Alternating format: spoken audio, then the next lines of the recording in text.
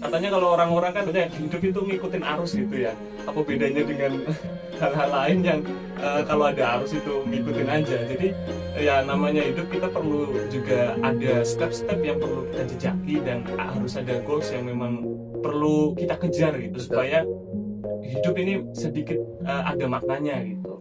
Ibaratnya lu mau bilang apapun di depan gue, ya bodo amat karena Ya, buat apa nanggupin hal-hal yang sekiranya tidak perlu dan itu memang sangat menguras tenaga bagi kita yang mendengarkan, apalagi sebagai aktor utama yang diperbincangkan kan betul. sangat menguras energi ketika kita lebih berfokus pada permasalahan tersebut gitu. Jadi mulai memikirkan kehidupan ini apa sih sebenarnya Ya, gitu, betul.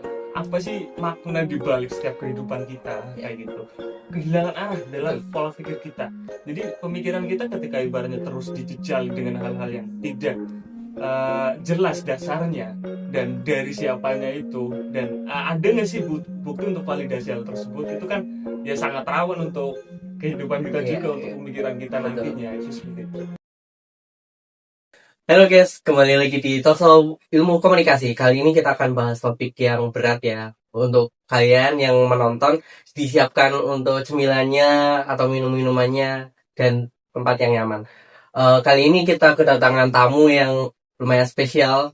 Selamat Masya datang Mas Allah, Hardi. Saya terima kenal dulu. kasih, halo guys. Nah, Mas Hardi ini ternyata penulis nasional tahun 2024, dia lolos di Badan Bahasa Nasional, betul? Betul, Terus ada pada tahun 2023 lolos di Balai Bahasa Provinsi Jawa Tengah. betul, betul. Terus Mas Adi juga ternyata 9 buku udah penerbit Iya, di penerbit nasional alhamdulillah. ya. Nanti next mau ditambah lagi lah, insya Amin, Allah. amin. Ditunggu karya terbarunya. Siap. Mas Adi juga menjadi perwakilan dari Fakultas Ilmu Sosial dan Ilmu Politik untuk jadi Pilmapres ya, atau Iya, pemilihan mahasiswa berprestasi pada tahun 2025 dan menjadi runner up-nya ya di betul. Universitas Padang.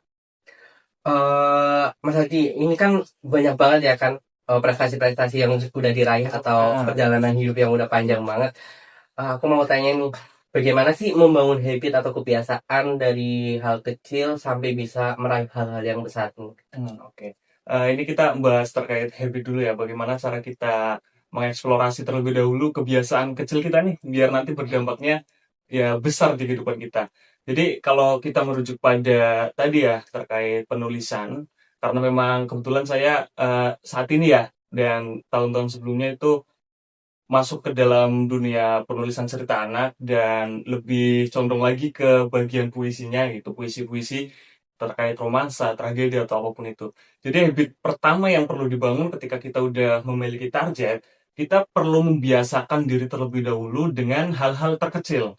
Contohnya kalau ibaratnya mau bikin karya, mau jadi seorang penulis, ya kita biasakan diri terlebih dahulu agar bisa suka membaca. Setiap hari minimal ada bahan bacaan yang perlu kita konsumsi gitu. Jadi cara tidak langsung otak kita kan memang suatu sistem yang begitu luar biasa ya, dalam artian apapun yang kita tangkap secara tidak sadar terkadang itu terekam di kepala kita gitu. Maka dari itu ya, kalau kita ibaratnya punya target, contoh ibaratnya jadi penulis, ya kita perlu terlebih dahulu agar bisa menambah kosakata di bank otak Otak kita gitu. kita. Itu langkah pertama yang perlu dijejaki ya. Jadi membiasakan diri terlebih dahulu dengan target yang nantinya perlu kita yang nantinya perlu kita capai gitu.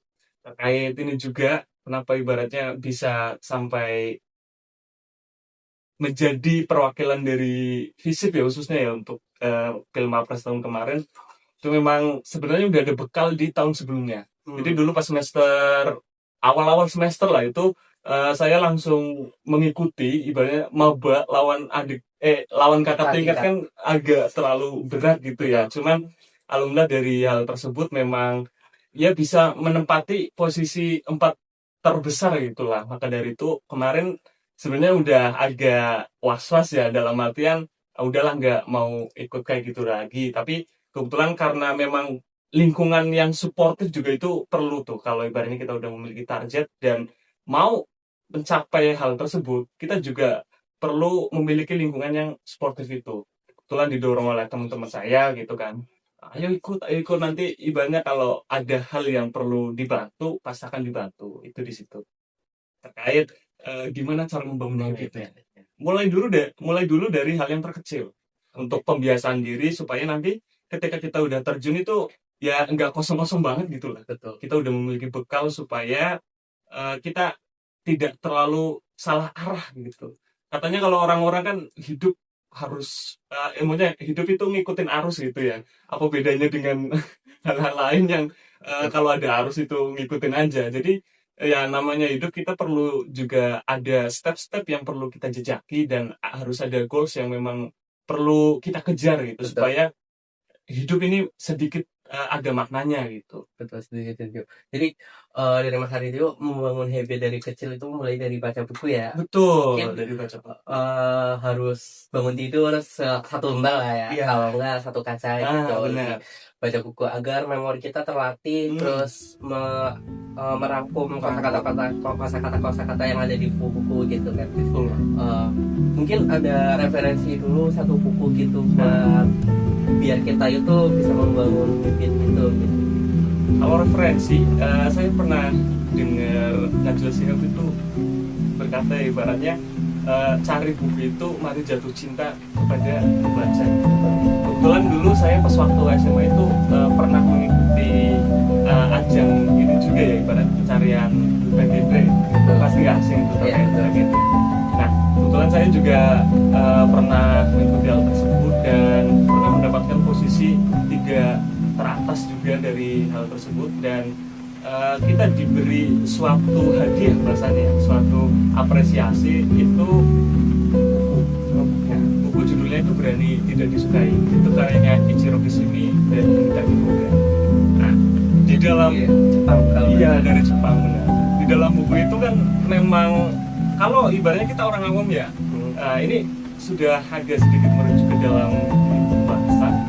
Jadi buku itu membahas terkait keresahan-keresahan manusia, keresahan-keresahan anak muda khususnya, karena biasanya anak muda kan trigger dengan tuntutan-tuntutan yang sebenarnya kalau tidak dilakukan tidak apa-apa gitu.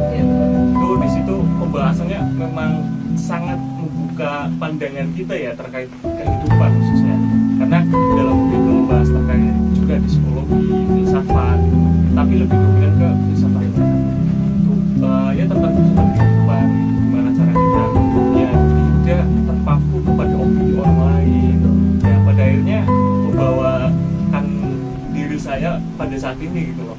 Entah ibaratnya lu mau bilang apapun di depan gue itu amat, karena buat apa nanggupin hal-hal yang sekiranya tidak perlu dan itu memang sangat menguras tenaga bagi kita yang mendengarkan, apalagi sebagai aktor utama yang diperbincangkan kan sangat menguras energi ketika kita lebih berfokus pada permasalahan tersebut.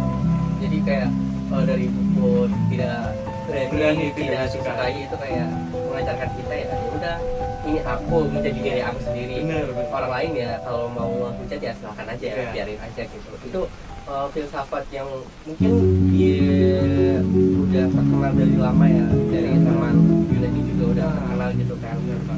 Salah satunya itu yang namanya Thales. Iya, Thales. Salah satu pemikir kuno ya. Iya, pemikir kuno yang masih relevan sampai sekarang gitu, masih dijalankan sampai sekarang. Nah, bicara tentang filsafat ini tadi ada Thales juga, ada Aristoteles, terus ada Plato. Kita bicara sejarahnya, gimana sih sejarah dari filsafat itu lahir? Apakah kita bisa mengaplikasikannya di filsafat sekarang? Kalau kita ibaratnya berbicara soal sejarah nih, sejarah filsafat kan benar-benar sudah berapa tahun, Panjang banget gitu. beribu-ribu tahun gitu kan, itu pasti akan sangat menguras banyak waktu. Betul. Dan di sini apa yang saya ketahui ya, maksudnya dengan sedikit pengetahuan saya terkait sejarah tersebut, akan banyak kita sering-sering aja di sini ya. Boleh. Pokoknya barangkali Mas Fatih tahu terkait hal tersebut bisa mendapatkan. Iya, nanti kita share. Jadi kalau kita berbicara soal sejarah filsafat itu sendiri, itu kan memang sudah dimulai berapa tahun sebelum Masehi. Nah, jadi sejarah filsafat secara ini dalam menggunakan bukan bahasa intelektual, secara sejarah filsafat sendiri itu sebenarnya cukup simple bahasanya. Karena dari kalau kita merujuk lebih jauh lagi terkait sejarah filsafat, dia lahir itu bukan dari buku yang tebal, entah dari teori-teori yang berat aja. Betul. Mas Wati sendiri Kayak bulat mengucapkan, banget gitu. ya mengucapkan bahwasanya filsafat berat ya, kita mulai buku yang berat. Sebenarnya tidak seperti itu. Jadi sejarah lahirnya filsafat itu sendiri itu ada jadi mulai memikirkan berarti apa sih sebenarnya Iya, betul. apa sih makna di balik setiap kehidupan kita ini. Maka dari itu adanya filsafat ya karena pada masa itu manusia di zaman itu sudah mulai berani mempertanyakan sesuatu hal yang secara pemikiran ini kayaknya berjanggal nih ya. Kalau kita masuk ke dalam abad inilah apa Yunani kuno. Jadi sejarah perkembangan filsafat sendiri itu kan dibagi menjadi beberapa bagian lah. Jadi yang pertama itu sejarah terkait filsafat dalam masa Yunani kuno. Itu kan memang ya di masa tersebut ini sejarah yang tercatat ya. Jadi masih hidup dalam mitologi yang dimana mengaburkan sesuatu yang bersifat intelektual. Betul. Maka dari itu kan Thales mulai berfilsafat bahasanya karena Mulai filsafat kan berpikir, mulai berpikir, mulai menanyakan Mulai gitu kan menanyakan. hidup sebenarnya seperti apa gitu. Dan dari itu mulai muncul istilah-istilah filsafat itu di masa Thales. Merujuk lagi nanti perpolakan dari pemikiran-pemikiran, jadi ada Thales terus ada dunia lagi itu kan. Jadi filsafat hidup itu karena saling gaya intelektualnya, gaya saling kritiknya gitu. Filosofi ini membahas terkait ini nanti dunia lagi bahas terkait ini lagi dan Ya, nanti menentang terus gitu ya. Menentang Misal terus. pemikiran dari Thales nggak setuju sama muridnya Betul. menentang terus melahirkan filsafat. filsafat lagi. Jadi kalau ibaratnya kita berpikir secara ini ya, secara mendalam karena di filsafat sendiri kan memang menuntut kita untuk berpikir secara rasional ya, secara logis gitu. Maka dari itu kan ada sebuah diksi ya berpikir secara anarkis. Anarkis di sini bukan melakukan Kita katakan kriminalitas gitu ya, tapi Iya. lebih liar gitu. Iya, lebih liar. Berpikir liar gitu. dan lebih mendalam Mendalam karakternya. Nah, dari itu kan ya kebanyakan mungkin dari kita juga berpikir ketika membaca pemikiran-pemikiran lama gitu nih, orang kayaknya terlalu ideal banget gitu, Betul, kayak idealis idealis banget gitu kan, nggak ya apa secara sekarang kayaknya udah nggak relevan gitu. Cuman kan dari bagian-bagian tersebut itulah filsafat mulai muncul. Betul, seperti setelah masanya Thales itu kan mulai muncul lagi pemikiran-pemikiran dari lain, filsafat dari situ mulai masuk ke masa dimana Socrates, Plato, dari situ kan mulai lebih berfokus pada hal-hal semacam etika, kekuasaan, semesta.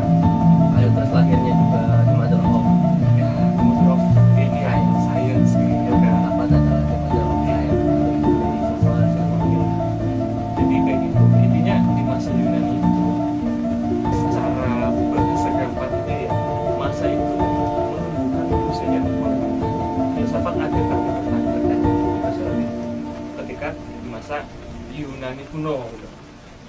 Ada lagi bagian yang kedua di masa abad pertengahan.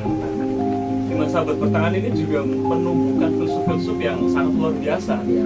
Jadi bukan hanya filsuf dari Barat, Ya. tapi dari timur juga mulai bermunculan nih. Betul, ya. Ibaratnya kayak mengkritisi sesuatu yang melahirkan sesuatu melahirkan baru. pemikiran yang baru gitu. Jadi fokus di masa abad pertengahan ini itu mencoba menemukan akal dan iman. Betul.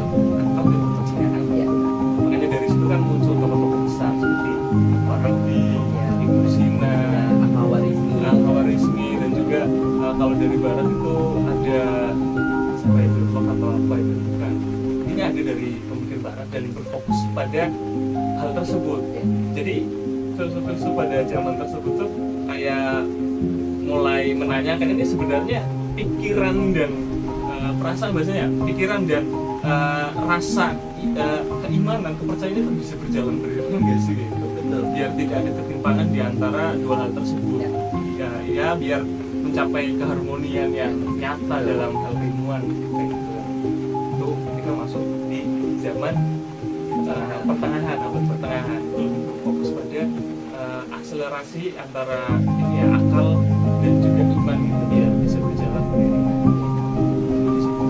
Terus setelah itu selesai, mulai lagi muncul lagi ada lagi berarti ya, muncul lagi setelah pertengahan muncul lagi di abad di zaman modern lah, ya, zaman masa modern.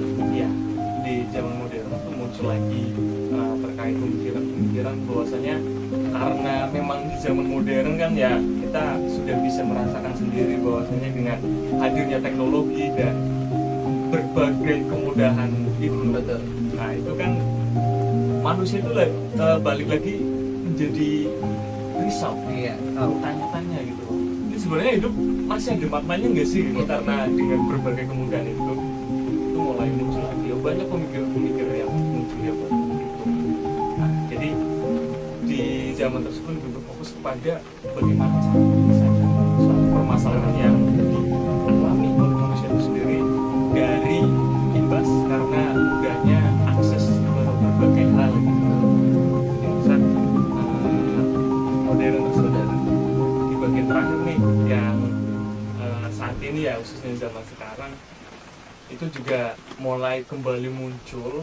Kalau di tahun-tahun kemarin kan lagi booming tuh terkait filsafat apa namanya tuh yang untuk ketenangan jiwa, yang lupa Ya. terkait filsafat ini ya, stoicism. Oh ya, stoicisme gitu. Stoicism itu kan mulai booming lagi tuh. Iya, itu padahal udah dari namanya dari Yunani juga ada pemikir itu kan stoicism. Tapi ternyata di zaman modern sekarang gitu udah yang beribu-ribu tahun lalu, Berabad-abad iya ternyata masih bisa lahir lagi. masih bisa lahir lagi karena tadi manusia ibarat zaman sekarang itu lebih udah terserang rasa cemas gitu. Betul.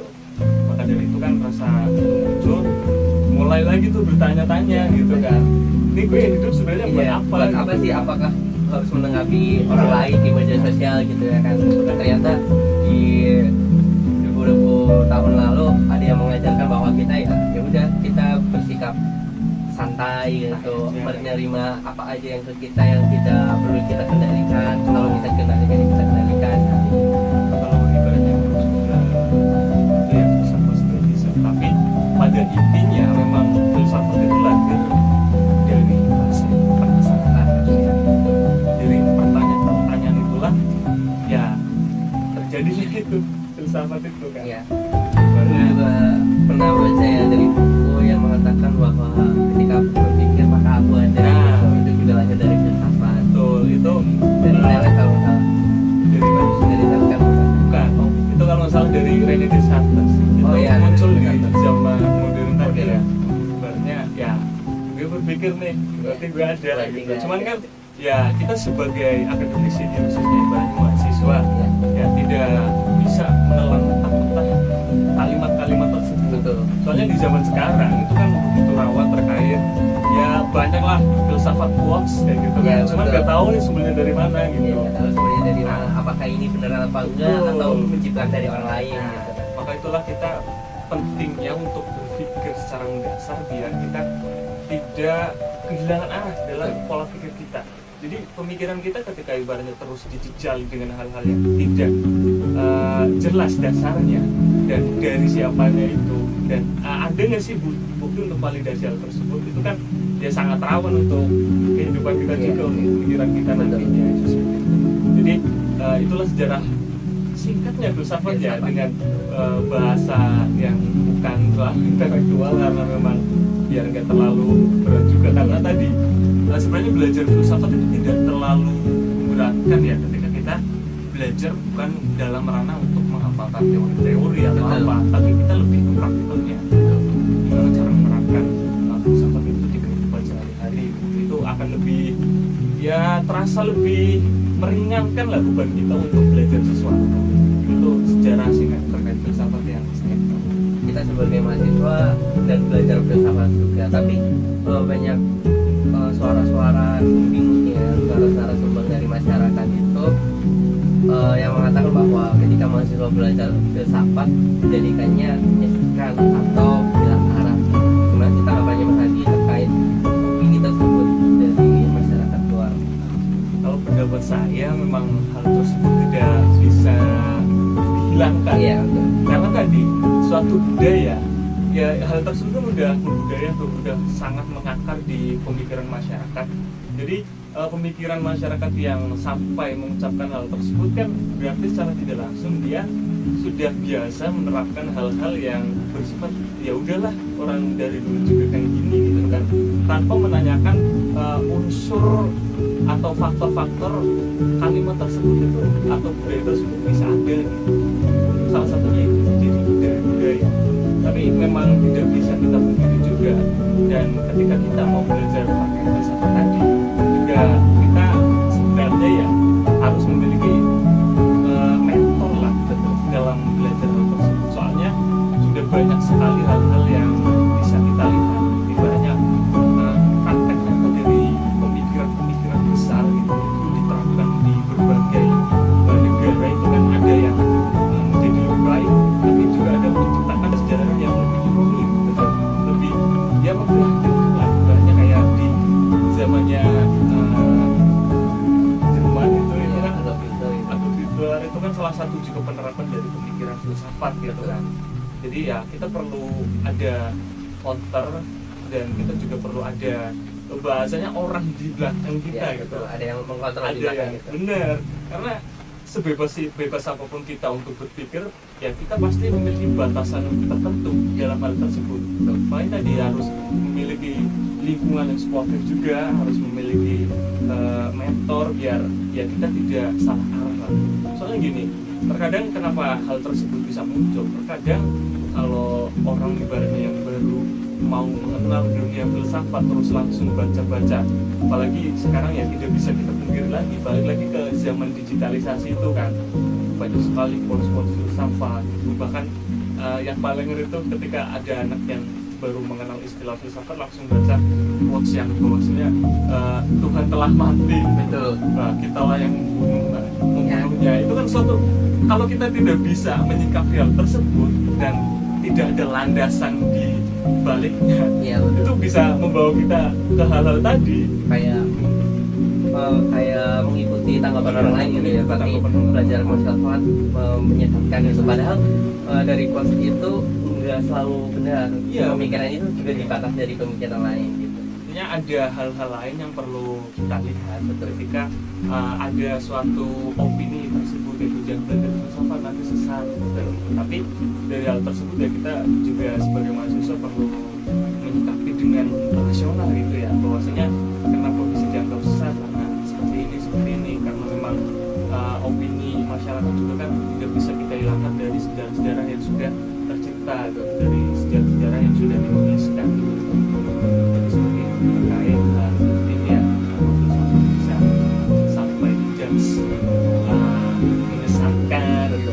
Sebenarnya kalau kita kembalikan ke esensinya, esensi dari filsafat itu sendiri kan bukan malah menyesatkan ya, tapi ketika kita sudah memiliki dasar yang kuat nih, kepercayaan diri yang kuat dan juga ada mentor di samping kita, itu kan lebih mendekatkan kita kepada diri kita sendiri gitu.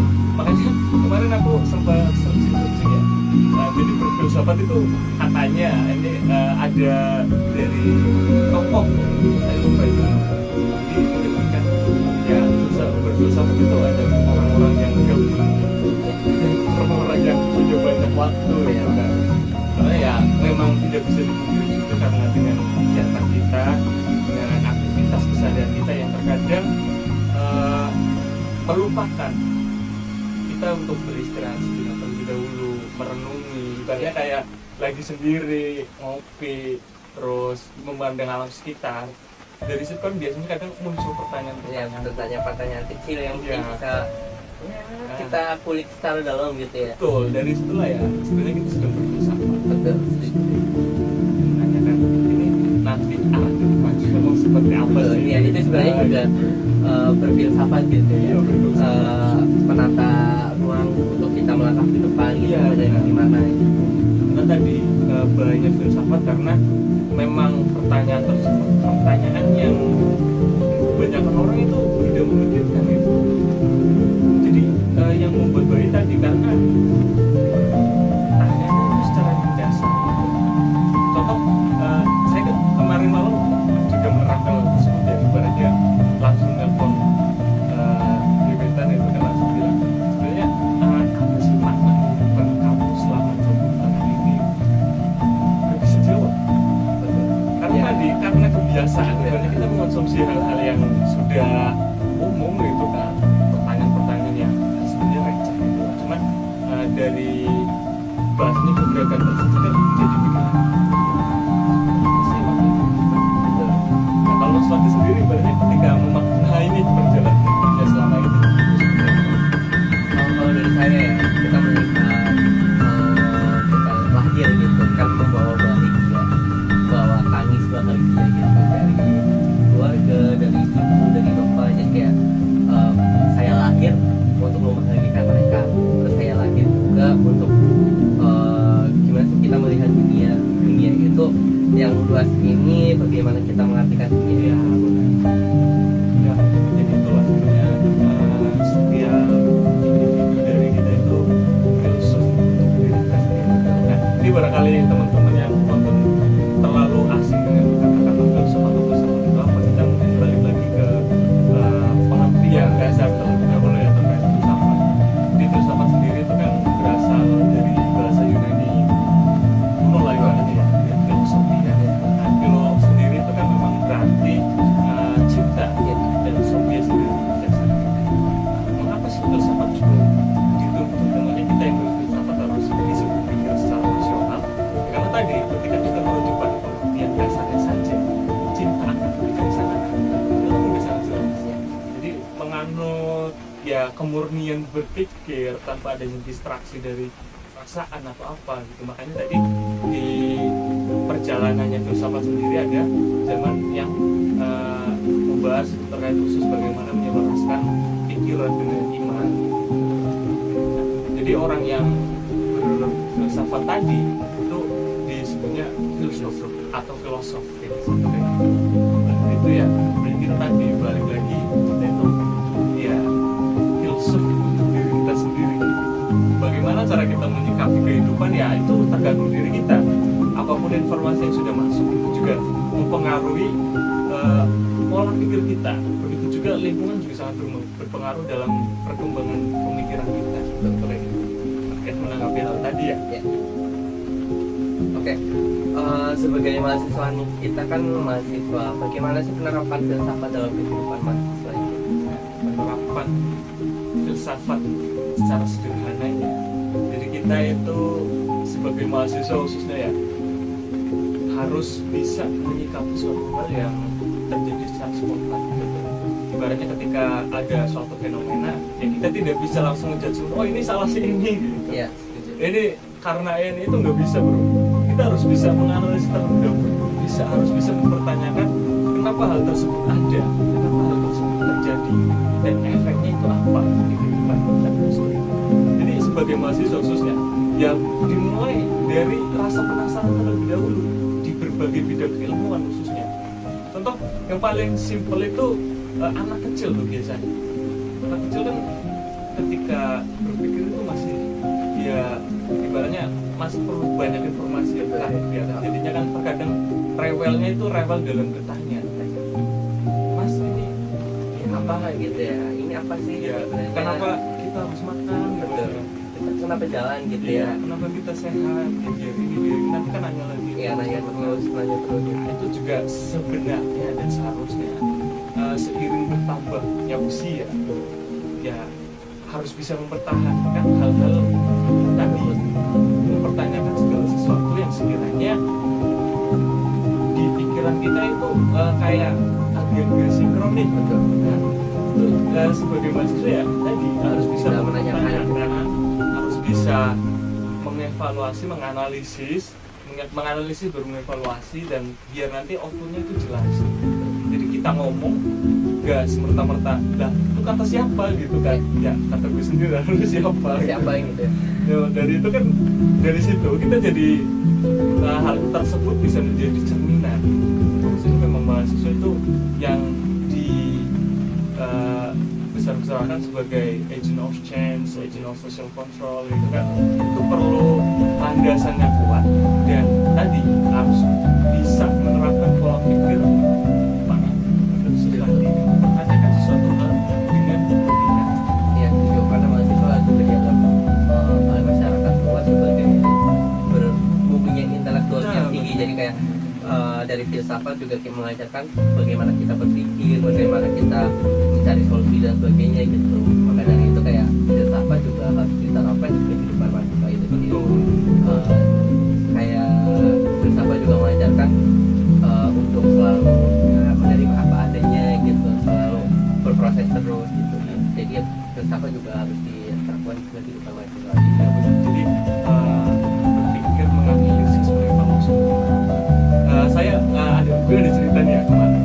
Jadi adik tingkatku itu kan kemarin inilah ibaratnya kita mas coba saran pusing badan buku yang lumayan berat gitu kan. Akhirnya di situ satu hari story-nya dia bikin story IG. Ya intinya membahas terkait saya udah gak percaya ibaratnya ada kelunturan keimanan di situ lah itu, karena mungkin udah baca terus mempertanyakan tadi. Nah ini juga masuk ke tadi yang kedua ya, terkait filsafat bisa menyesatkan gitu. Dan ketika tak tanya bisa sampai seperti itu, ya jawabannya memang cukup simpel. Ini terjadi ketika dia itu mempertanyakan sesuatu hal yang sudah mengakar tadi, pemikiran tradisional itu mulai ditanyakan kembali. Itu rata-rata jawabannya ya katanya ya udah kayak gini mau gimana lagi, terus wis takdir bahasanya gitu. Kalau dalam bahasa Jawa udah takdirnya seperti ini, jangan bertanya hal-hal kayak gitulah, nanti bisa sesat, bisa bid'ah kayak gitu. Dia suatu hal luar biasa lah dalam dunia akademik saat ini ya, kemahasiswaan khususnya. Maka dari itu tak saranin langsung kalau memang mau bertanya seperti itu, jangan ke tokoh-tokoh yang memang secara tradisional dan secara latar pendidikannya pun mohon maaf ya, ibaratnya masih dalam ranah yang belum terlalu tinggi gitu kan. Hanya tak saranin juga nanya ke dosen yang memang kompeten di bidangnya gitu. Pasti jawaban itu bakal terjawab ya. Dan karena memang dari sejarah perjalanan gue juga memang kayak gitu, jadi secara nggak langsung karena tadi pentingnya memiliki lingkungan supportif ya, biar kita ketika ada pertanyaan apapun itu tidak langsung dijudge, pasti nanya ke jelas ya. Rata-rata kan ya nanya terkait ini katanya sok iye bahasanya gitu kan. Lucunya kan di situ. Maksudnya kenapa lucu, karena ya kita udah hidup di ranah akademik gitu loh, di ranah universitas sebagai mahasiswa. Ya kita harus bisa mengeksplor pemikiran sendiri, harus bisa mengeksplor pemikiran dosen-dosen kita gitu, apalagi terkait cabang keilmuan, entah itu filsafat, entah itu sains, apapun itu. Ya kita harus bisa mengeksplor itu. Cuman mungkin kebanyakan dari mahasiswa juga masih ada kekurangan yang itu kan, nah itu karena takut, nah itu karena proses dari pendidikan sebelumnya udah seperti gaya band kayak gitu loh, ibaratnya di guru ngomong terus siswa mendengarkan, mau nanya sedikit jangan nanya kayak gitu, itu langsung dijahas kan, akhirnya mematikan unsur bisa gitu. Karena itu sebenarnya timbul ketika kita sudah mulai bertanya-tanya ya, itulah ketika kita berfilsafat sebenarnya. Ya sebenarnya filsafat itu bisa diterapkan dari sejak dini gitu ya. Sejak kita bersekolah kayak kita bertanya itu dulu ya, kita juga salah satu berfilsafat ya. Cuma di Indonesia sendiri kan dari pendidikannya juga membatasi ya, dalam tanda kutip siswa itu dituntut bisa meniru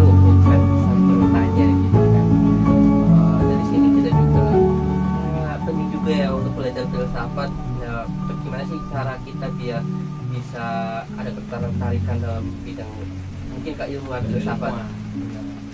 Eh, benar. Jadi penting juga ya kan kita belajar filsafat harusnya gitu dari Iya. kecil atau sampai kita kuliah. Tapi untuk menumbuhkan rasa keinginan atau ketertarikan di keilmuan filsafat itu gimana sih tips dan triknya mungkin bisa diberikan? Nah, ini mungkin trik dan tips dari saya ya. Yang pertama, ketika ibaratnya kita baru mulai mau terjun ke dunia filsafat, jangan baca terlebih dahulu buku yang langsung isinya kan Ya, dimulai tadi di awal ibaratnya dari novel, ya, nah itu dari pengertian pertanyaan-pertanyaan dasar diri kita. setuju. Itu dari situ baru nanti ketika udah mulai terjawab dan udah mulai terbiasa dengan diskusi-diskusi yang seperti itu, udah mulai biasa dengan bacaan-bacaan yang seperti itu, baru kita next level untuk mulai sedikit serius. Mulai baru baca terkait teori, terus diskusi-diskusi yang memang lebih menjerumus lagi ke bidang-bidang filsafat di lingkungan sekitar kita. Karena kalau kita berbicara terkait filsafat sendiri itu kan sangat kompleks ya. Ya. Karena kalau kita merujuk kepada pengertian secara deskripsi saja terkait apa itu filsafat, itu banyak banget Ya. deskripsinya. Jadi masing-masing filsuf itu mendeskripsikan filsafat tapi menurut pemikiran dia sendiri gitu.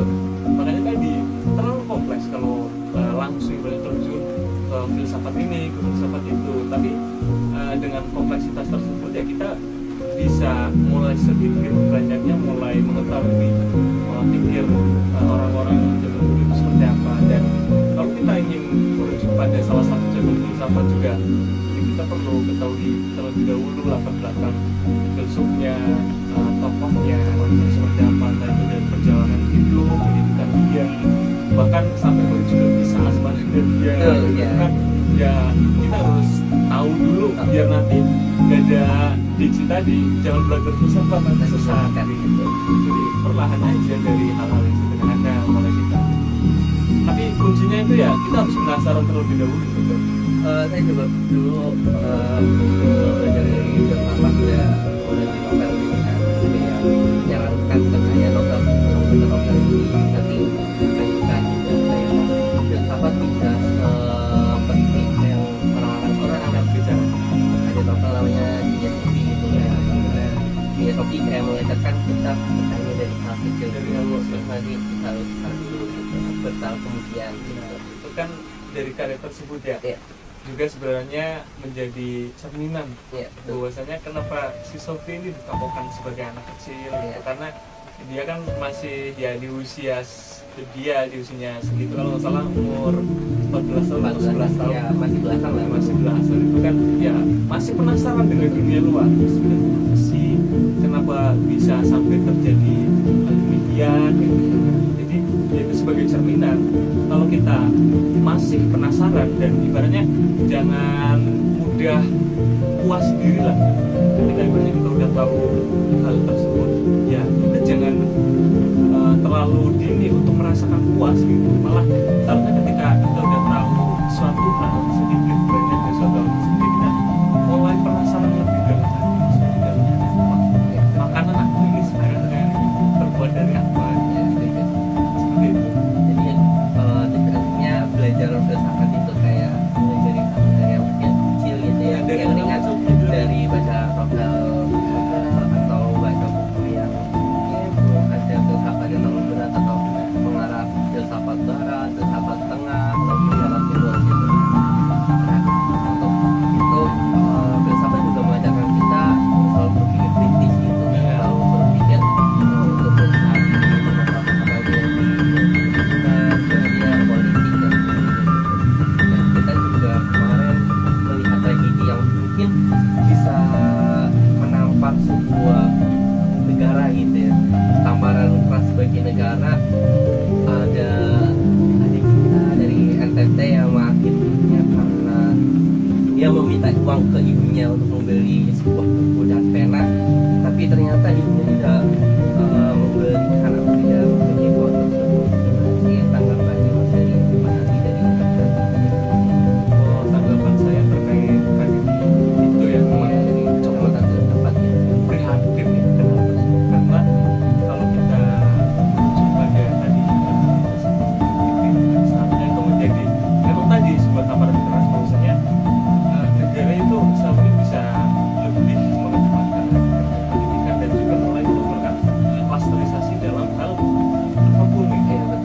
meskipun terkesan sangat idealis gitu, cuman kan yang namanya suatu negara ya, yang dimana kompleksitas permasalahan itu pasti ada, tapi minimalnya akses pendidikan itu mulai dimudahkan. Jadi bisa dirasakan oleh berbagai kalangan lah. Ya. Jadi, tidak lagi pasteurisasi terkait si kaya dan si miskin gitu kan. Itu kalau pendapat saya kalau merujuk pribadi dalam suatu politik. Jadi lebih gimana sih cara kita agar bisa menunjukkan ya supaya tadi semua kalangan masyarakat itu bisa merasakan khususnya pendidikan ya dengan mudah, dan kalau bisa dengan gratis gitu kan. Ya, betul. Dari zaman dulu lahirnya filsafat juga mereka terus mengedepankan pendidikan kan. Jadi kayak makanya filsafat bisa bertahan hingga saat ini juga karena pendidikan Iya, yang terus dikedepankan oleh negara-negara barat, negara timur gitu kan. Tapi sayangnya ternyata di kita masih belum aware terhadap pendidikan yang dibilang cukup rendah gitu ya. Akhirnya ya terjadi tragedi Karena tadi masih ada ketimpangan secara ekonomi gitu.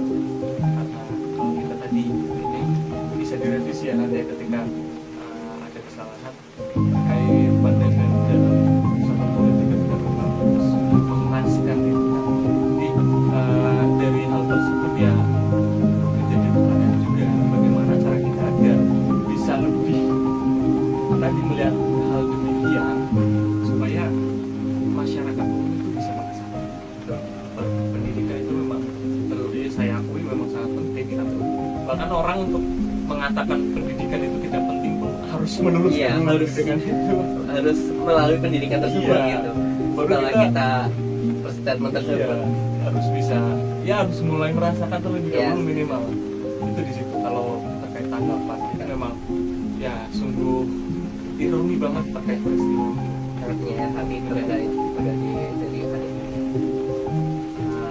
Boleh kasih close statement untuk episode di saat ini, episode ini. Konsisten dari saya ya intinya dalam pembahasan ini tuh jangan pernah kita semua ini jangan pernah merasa puas akan apa yang sudah kita ketahui, dan merasa puas dengan apa yang sudah kita lihat.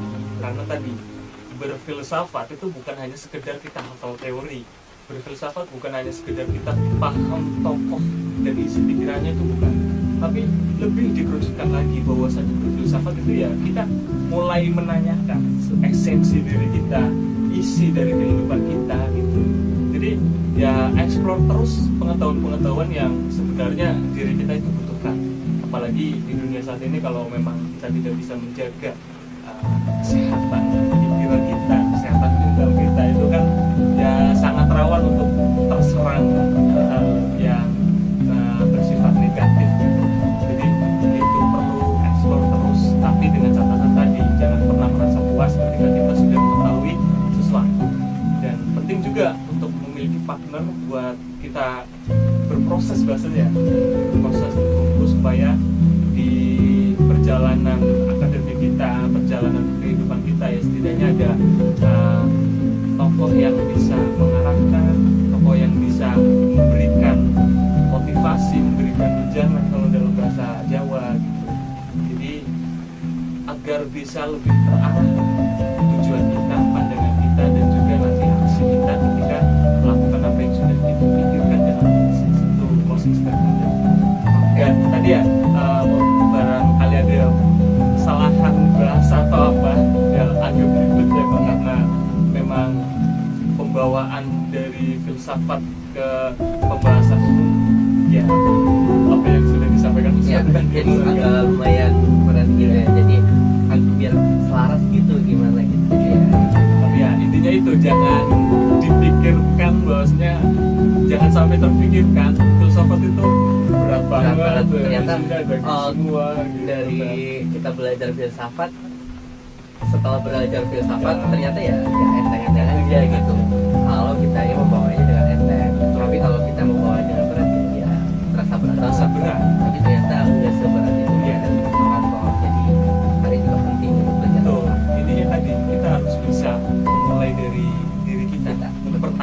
diri kita. Ya betul. Mulai dari hal-hal kecil ya. Iya, hal-hal kecil. Kenapa kita bisa bangun, kenapa kita kenapa gitu. Nah, Itu belum. Mungkin bisa next selanjutnya belajar filsafat-filsafat lainnya gitu. Oke, sekian dari kita. Saya Gelinda Fatio Rizky. Saya Ardiansa. Episode kali ini, selamat jumpa di episode selanjutnya. See you.